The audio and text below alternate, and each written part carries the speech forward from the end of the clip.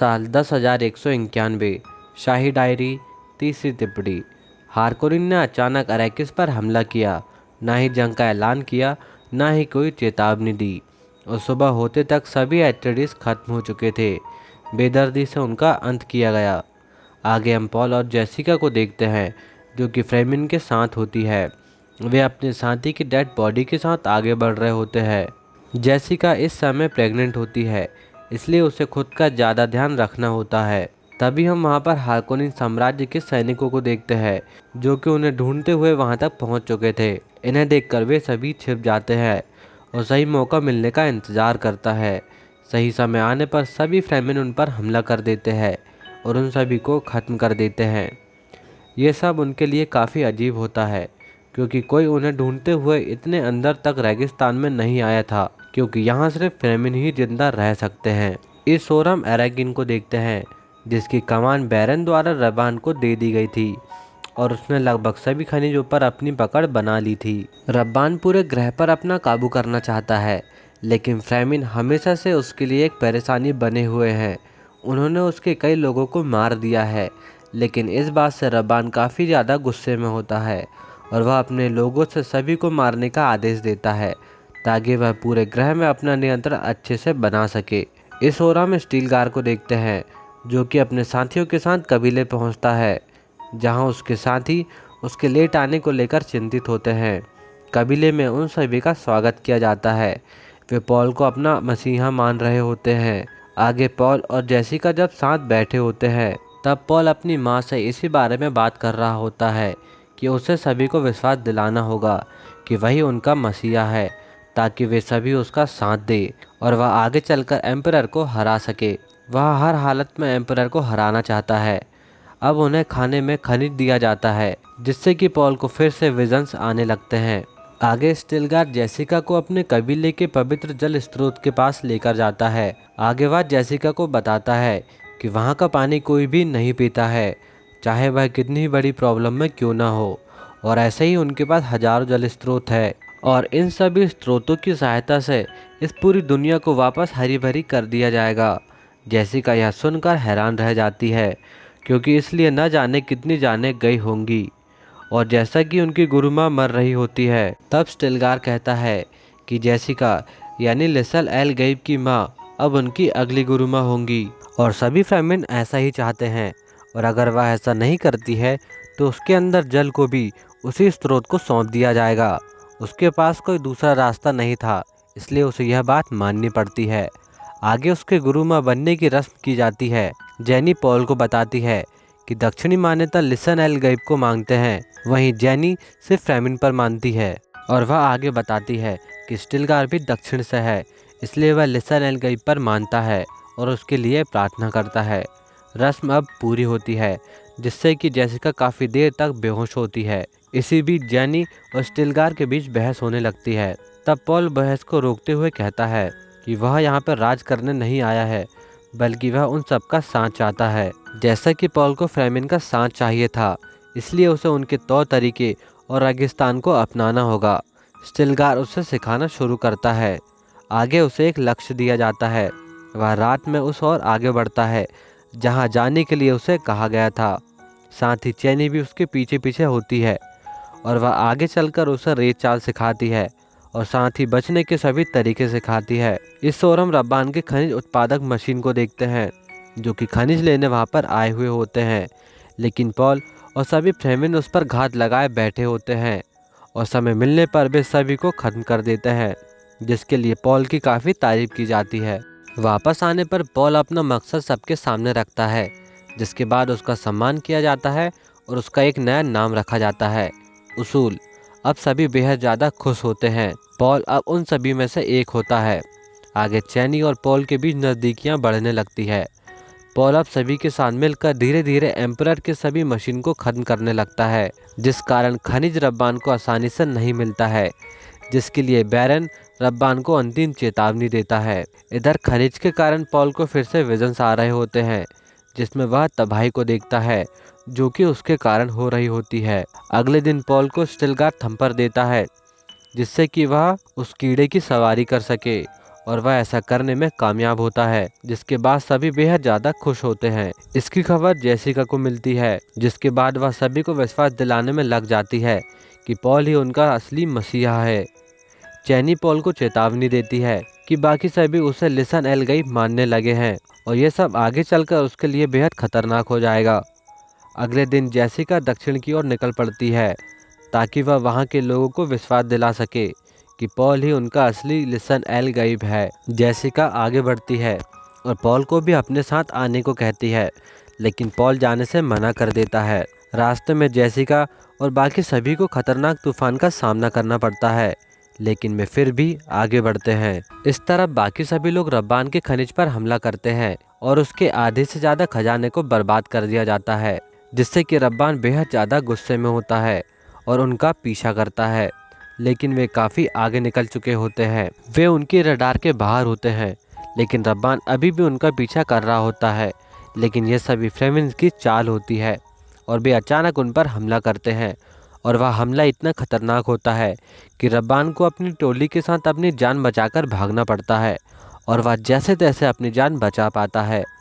आगे हम प्रिंसेस और एम्परर को देखते हैं, जहां वे बातें कर रहे होते हैं कि उन्हें किसी भी प्रकार के धार्मिक मुद्दों में नहीं पड़ना चाहिए, क्योंकि ऐसा करना उनके लिए बेहद खतरनाक हो सकता है। बल्कि उन्हें अरैकिस की अनबन को लगातार चलते देना चाहिए और मौका मिलते ही वे रक्षक बनकर शांति कायम करेंगे, जो कि उनके लिए फ़ायदेमंद साबित होगा। साथ ही प्रिंसेस को इस बात का डर होता है कि पॉल आखिर जिंदा ना हो, क्योंकि अगर ऐसा होता है, क्योंकि उन्हें खत्म करने पर प्रिंसेस के पिता यानी एम्परर का हाथ होता है। प्रिंसेस सारी बातें बेने गेसेरेट को बताती है, जिस पर वह कहती है कि ये बातें गलती से भी बाहर नहीं निकलनी चाहिए, क्योंकि अगर ऐसा होता है तो एम्परर को सिंहासन से हाथ धोना पड़ेगा।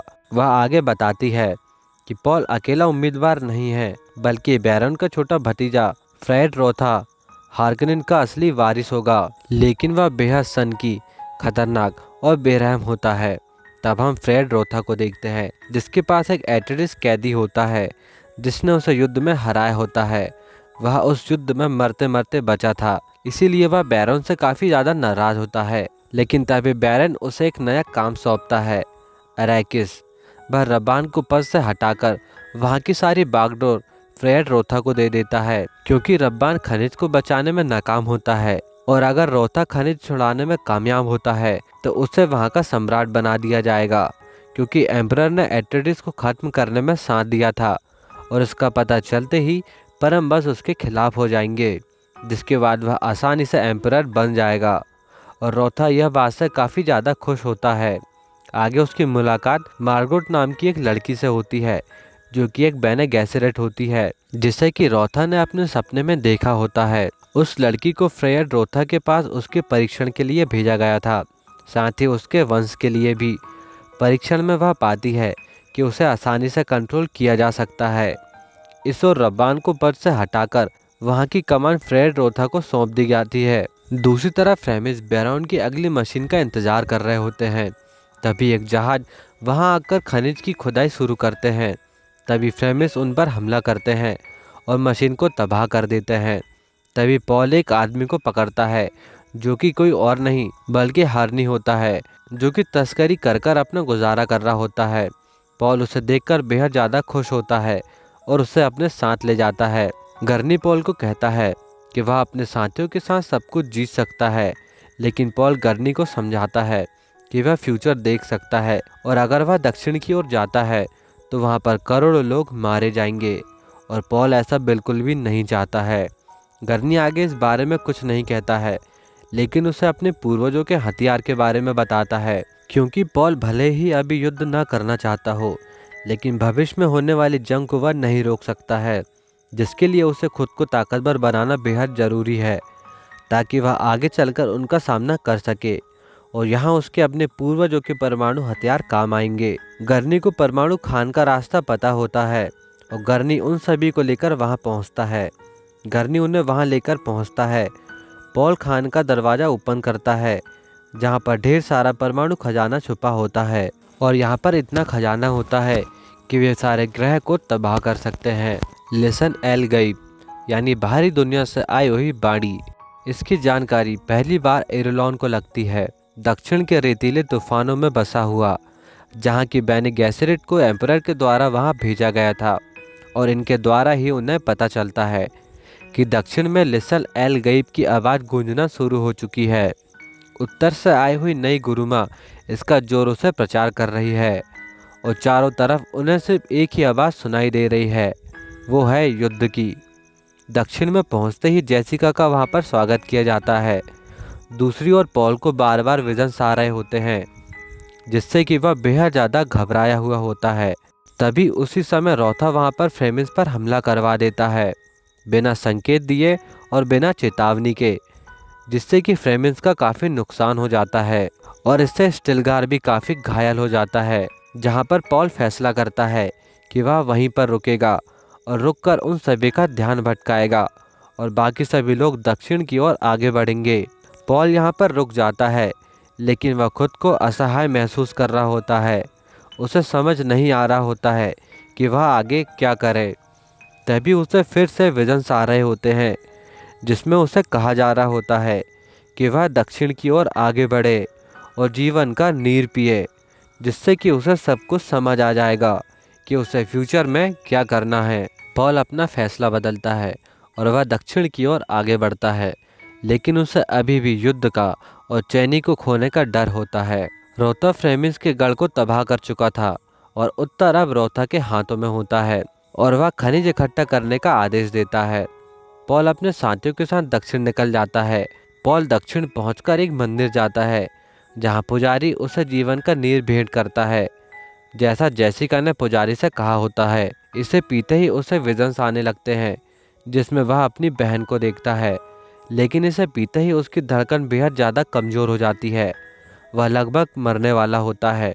तब चैनी उसके पास आती है और उसकी मदद करती है, जिससे कि वह वापस होश में आ पाता है और बाकी सभी लोगों का विश्वास भविष्यवाणी पर और भी ज़्यादा मजबूत हो जाता है।